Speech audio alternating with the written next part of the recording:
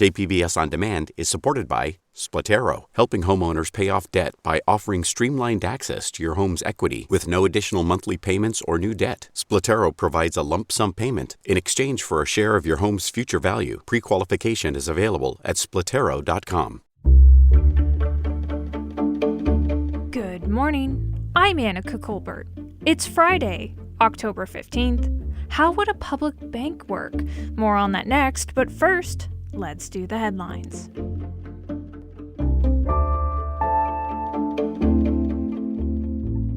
On Thursday, FDA advisors voted unanimously to recommend emergency authorization of a booster dose of the Moderna COVID-19 vaccine. Shira Abelis with UCSD Health says the booster shots available now for the Pfizer vaccine have been effective. For certain populations, particularly with high risk, they just don't have that wiggle room with such a horrible disease. The Biden administration says it plans to comply with the judge's order to reinstate the Remain in Mexico policy in November. The Trump-era border policy forces asylum seekers to wait in Mexico for hearings in U.S. immigration courts. However, reinstatement hinges on approval from the Mexican government. According to a court filing late on Thursday, Mexico wants to ensure that asylum seekers have timely and accurate information about hearing dates and times, and wants cases to conclude within 6 months. San Diego will be in near critical wildfire conditions through Saturday. Santa Ana winds could top off between 30 to 40 miles per hour.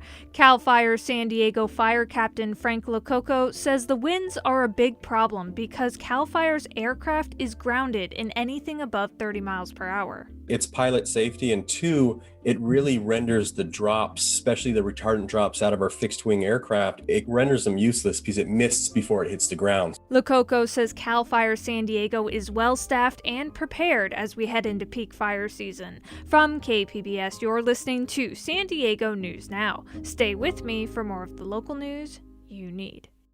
KPBS On Demand is supported by UC San Diego's Art Power, presenting cellist Joshua Roman, performing from his album Immunity, alongside music by J.S. Bach and more. Sunday, June 22nd at UC San Diego's Epstein Family Amphitheater. Reserve your tickets at artpower.ucsd.edu.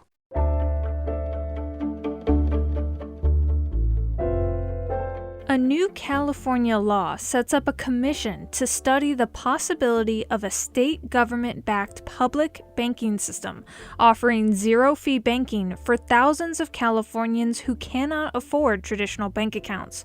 KPBS race and equity reporter Christina Kim says some local leaders now want to explore how a public bank might work in San Diego. California is taking the first steps to create a statewide public banking option that could help its estimated 1 million households that don't have bank accounts. Most of these households are Black or Latino. I grew up in a household where they kept money at home because financial institutions were foreign. And so you take a look at what I now know, and it makes sense that we should tackle one of the biggest barriers in this fight against income inequality, which is big banks that take people's money. That's Los Angeles Assembly member Miguel Santiago. He authored the new law, AB 1177, along with San Diego Assemblywoman Lorena Gonzalez.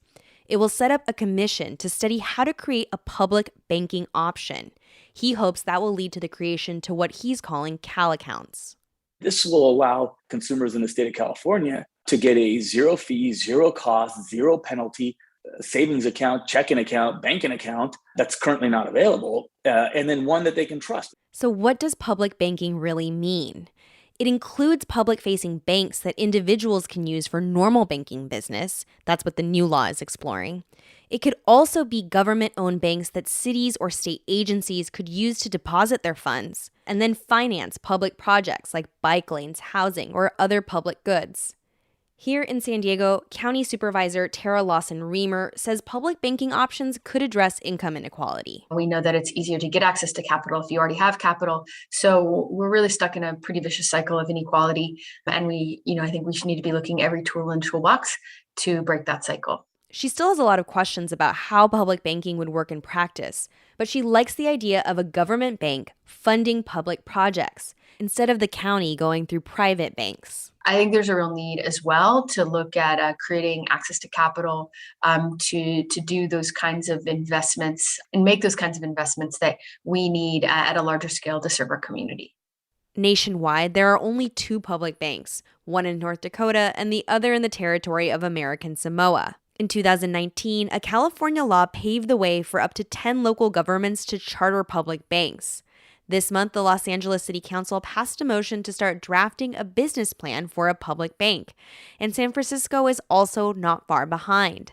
San Diego could be one of the state's 10 pilot programs. But Jeff Olson, a local public bank advocate, is worried San Diego will miss out on the opportunity. San Diego has famously procrastinated so long on some things that we've lost out big time. I don't have to remind anybody that we waited so long to build a stadium that we no longer have a football team. In the last round of budget proposals, 6 San Diego council members said they were interested in exploring a public bank option, but it's not in the city or county budget yet. Joel Day is running for city council in District 6. He included public banking as part of his housing platform. We need an all hands on deck to deal with infrastructure crisis and housing. We can do that by putting public money into a public bank to then work with those public assets to address the big crises of our time, like building affordable housing. A public bank allows us to do that much more efficiently than asking Wall Street to hold our money. But not everyone in San Diego likes the idea. In a 2020 San Diego Union Tribune article, economists from Sandag and several professors from major local universities said they were against the idea.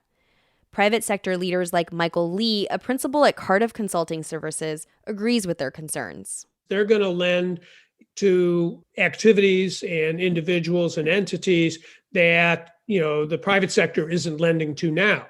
Well, there's a reason why the private sector doesn't lend there, and it's oftentimes that there's more risk associated with that. While local leaders debate setting up a public bank, California is pressing ahead. The statewide study has to be done by 2024. And that was KPBS Race and Equity reporter Christina Kim.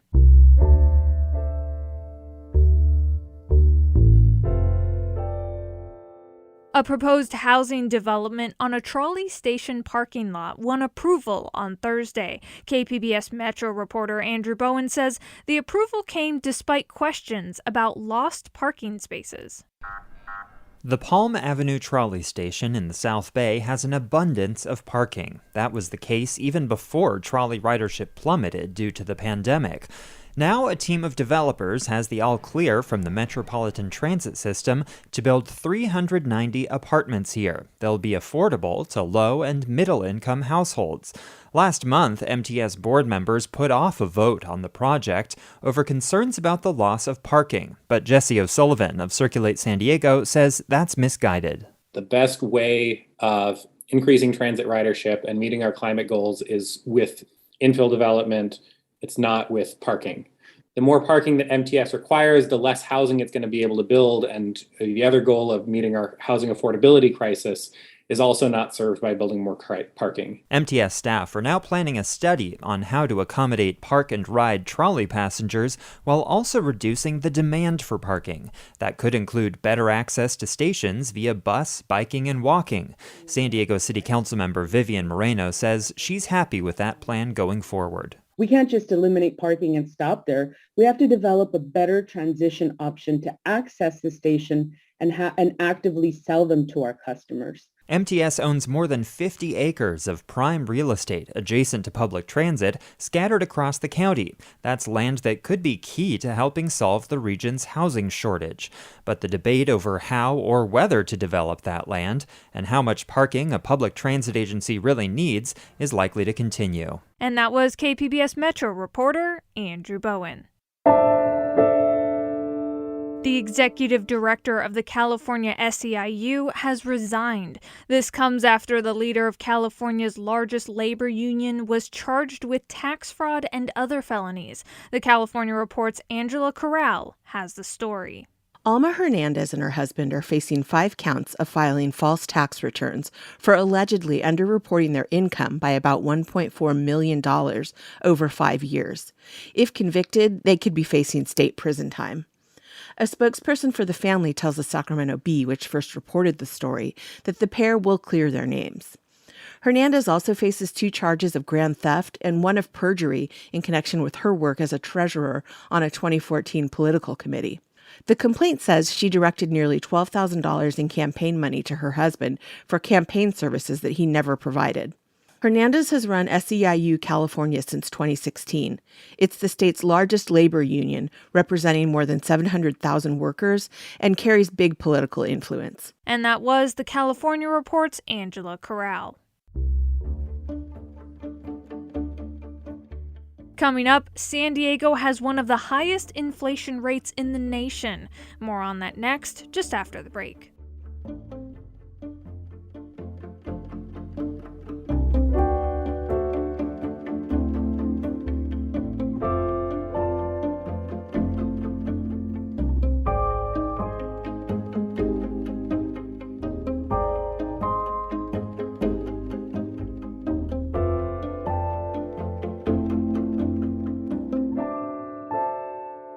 KPBS On Demand is supported by Splatero, helping homeowners pay for home improvements by offering streamlined access to your home's equity with no additional monthly payments or new debt. Splatero provides a lump sum payment in exchange for a share of your home's future value. Pre-qualification available at splatero.com.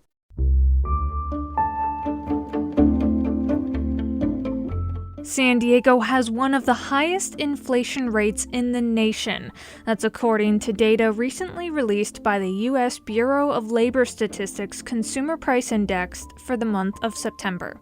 The increased inflation rate is indicative of a heavy economic toll of the years-long pandemic.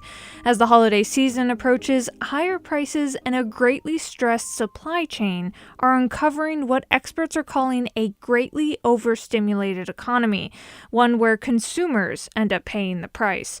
Philip Molnar is a senior business reporter for the San Diego Union Tribune who's been covering the story. He spoke with KPBS Midday Edition host Jade Hindman. Here's that interview. So can you give us a snapshot of this increased inflation rate? What's causing this jump and why are things particularly bad in San Diego? Okay, so we've seen inflation really rising throughout 2021 across the entire nation. But San Diego typically is hit a little bit harder because in Western markets, especially in California, we have higher housing costs and gas prices. So that's why we're always sort of at the top end of inflation. But what's been sort of interesting this year is, a lot of the experts, especially even the Federal Reserve, were saying that inflation rate is going to go really high up as soon as we're out of all these pandemic restrictions. And then just everybody calm down because after that's over, it's going to level out. Well, what we've seen is the inflation rate keeps going up. And that's why I've been reporting on it like every 2 months. So last month was 6% inflation rate, which is pretty wild to begin with. And then this month was 6.5%. So it's growing and it is a cause for concern. So where are some of the biggest areas where consumers are feeling the effects of inflation?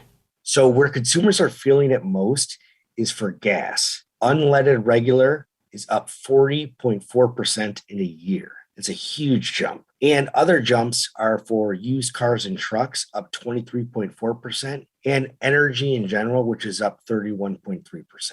And you note that we're seeing some of the highest prices in all of the pandemic. Is that expected to drop anytime soon? Most experts I talked to for this article do not anticipate a major drop, which is sort of frustrating because it really, when there's these high price gains, the people that are always hit hardest are the low income workers in San Diego who have to pay more out of pocket because in general, they just make less money. So there's a lot of things going on. There's a really stressed supply chain right now, which is creating more demand for products, which rises the prices. But one of the things is that a lot of people that didn't need all that stimulus money that was pumped into the economy, now they're doing much better. Their financial picture's better, especially if you were a stay-at-home worker.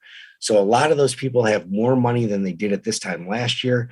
And that really, a lot of spending power for all these goods that we're talking about that drives up the price because everyone's got money to buy them. Are these rising prices causing employers to consider permanently raising wages?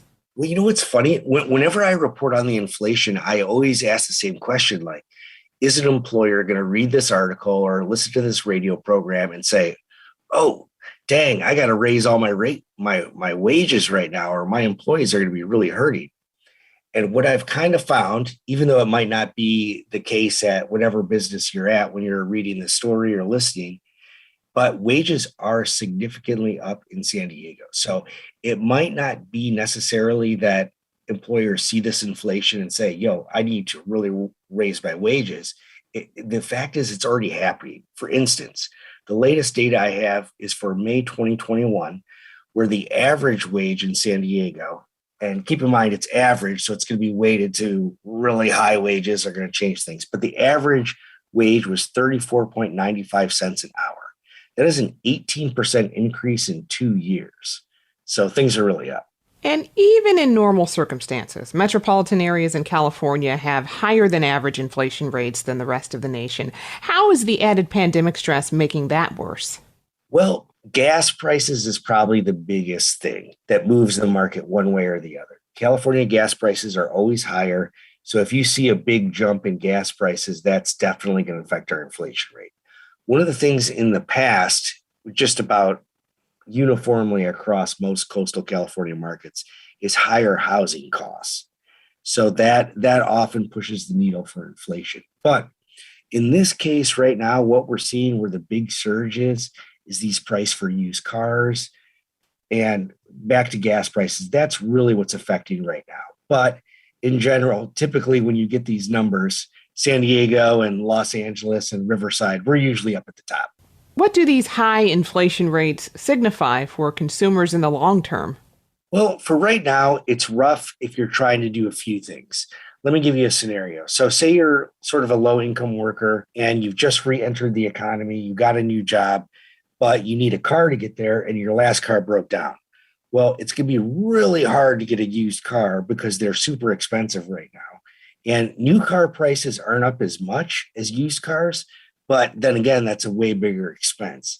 So that's something you need to consider there. Also, food prices are way up, but one of the things you can kind of see from the inflation data is where you could make a mistake. So for instance, for food and beverage costs, food prices are up 7.6%. But when we break that down a little bit, food prices at home are up 5.7%. But food costs at restaurants are up 10.1%. So you might want to, looking at all this data, if you want to make an informed decision, maybe not eat out as much. Now, inflation is bad enough for consumers, but a less considered aspect of this is how a jump in prices can affect costs for businesses as well. What can you tell us about that? Yeah, for businesses, this could have a long-term effect on the economy here in San Diego because the cost for materials is going way up. And as we just spoke about, the wages, you have to have wages higher to keep workers in San Diego right now. So all those costs are going to cut into the bottom line of businesses. I mean, there's a lot of evidence that business is good right now because there is, as we spoke about, a lot more spending power. But it's kind of tough when you break it all down. And we'll see sort of by the end of the year that the costs are really increasing for businesses, especially smaller ones. And it might be a question of whether or not they survive these next few months. Is there a historical precedent for inflation numbers right now? Sort of, except we haven't really seen much of a precedent in the last 20 years. If you go back 20 years, the average inflation rate jump has been around 2.6%. But we've had some really high points in San Diego history, about 11% in 1974, 13.5% in 1981, and it did get up to 6% in 1990, but that was sort of an outlier year. So what that means is that most millennials alive today have not yet experienced a high inflation environment. They haven't really lived through it. So it's funny. I talked to some economists yesterday and I was saying, well, how are all these millennials? I'm a millennial. How are all these millennials going to deal with, this? How are they going to weather this? And one of the economists I spoke to was like, well, I don't think they have a choice. And he's right. So yeah, a lot of us are living through this for the first time, and it's sort of unique. And that was Philip Molnar, a senior business reporter for the San Diego Union Tribune. He was speaking with KPBS Midday Edition host Jade Hindman. And that's it for the podcast today. Be sure to catch KPBS Midday Edition at noon on KPBS Radio, or check out the Midday Edition podcast. You can also watch KPBS Evening Edition at 5 o'clock on KPBS Television. And as always, you can find more San Diego news online at kpbs.org. I'm Annika Colbert. Thanks for listening, and have a wonderful weekend.